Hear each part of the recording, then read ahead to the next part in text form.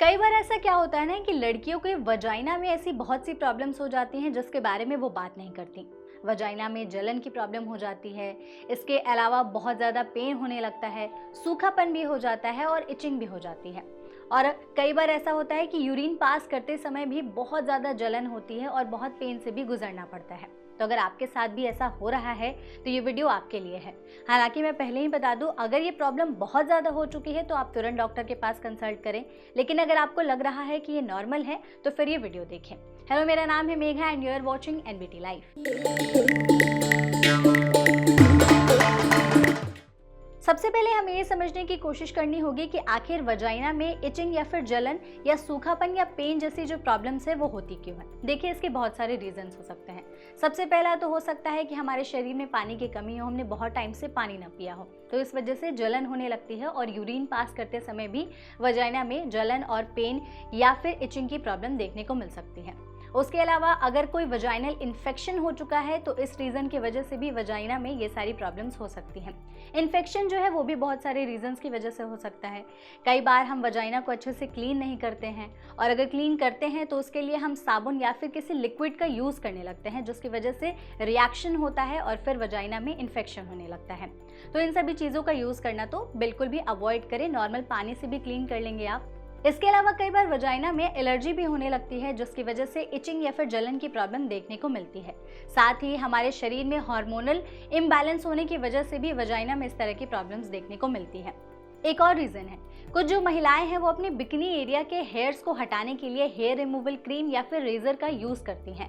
तो उसके जो साइड इफ़ेक्ट्स हैं उसकी वजह से भी आपके जो वजाइना है उसमें जलन या इचिंग की प्रॉब्लम देखने को मिल सकती है। और जो एक और सबसे बड़ा रीज़न है वो है सेक्सुअली ट्रांसमिटेड डिजीज़, यानी एसआईटीज़ की वजह से भी ऐसा देखने को मिल सकता है, क्योंकि जब भी हम इंटीमेट होते हैं तो उसके बाद हम अपनी वजाइना की पूरी केयर करना भूल जाते हैं। और जो सबसे बड़ा कॉमन रीज़न है वजाइना में जलन और इचिंग होने का वो है कि हम गंदे टॉयलेट्स का यूज़ करते हैं। तो अब इन सब से बचने के लिए हम क्या कर सकते हैं, एक नज़र उस पर भी डालते हैं। सबसे पहले तो आपको अपने वजाइना को डेली अच्छे से क्लीन करना होगा। उसके लिए आपको किसी भी तरह के साबुन या फिर लिक्विड वॉश की ज़रूरत नहीं है। आप नॉर्मल पानी से भी अच्छे से उसे क्लीन कर सकते हैं। क्लीन करने के बाद आप गीला न छोड़ें, अपने वजाइना को हमेशा सुखा करके रखें, क्योंकि गीले होने की वजह से भी कई बार हमें ऐसी जलन और इचिंग की प्रॉब्लम फेस करनी पड़ सकती है। इसके साथ ही टाइट अंडरवियर पहनने से बचें। ट्राई करें कि आप कॉटन अंडरवियर्स पहन रहे हैं, उससे जो वजाइना में हवा है वो पास होते रहेगी और आपका जो वजाइना है वो सही रहेगा। उसमें कोई इचिंग या फिर जलन की प्रॉब्लम नहीं होगी, और सूखापन की भी जो प्रॉब्लम्स हो जाती हैं कई बार, तो वो भी नहीं होगी। कई बार लोगों को अपने वजाइना की जो स्मेल है उससे प्रॉब्लम होती है, तो लोग उसमें स्प्रे और परफ्यूम का यूज़ करने लगते हैं। तो ये सब करना बिल्कुल भी अवॉइड करें। इस तरह की चीज़ों से ही वजाइना में इन्फेक्शन होता है और फिर जलन और इचिंग की प्रॉब्लम होने लगती है।